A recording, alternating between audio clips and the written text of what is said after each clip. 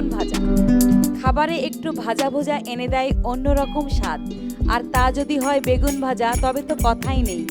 আমাদের আজকের রেসিপি বেগুন ভাজা। উপকরণ: বেগুন বড় সাইজের একটি, বেসন 1 টেবিল চামচ, রসুন বাটা 1 টেবিল চামচ, কাঁচামরিচ কুচি 1 টেবিল চামচ, হলুদ গুঁড়া 1/2 টেবিল চামচ, শুকনা মরিচ গুঁড়া 1 চা চামচ, গরম মশলা গুঁড়া 1/2 টেবিল চামচ, লবণ স্বাদ মতো এবং তেল 2 থেকে 3 টেবিল চামচ। প্রণালী: প্রথমে বেগুনটি পাতলা করে কেটে উপকরণগুলো বেগুনের গায়ে মাখিয়ে নিন। কড়াইতে একটু তেল ঢেলে গরম করে একে একে বেগুনগুলো ভেজে নিন।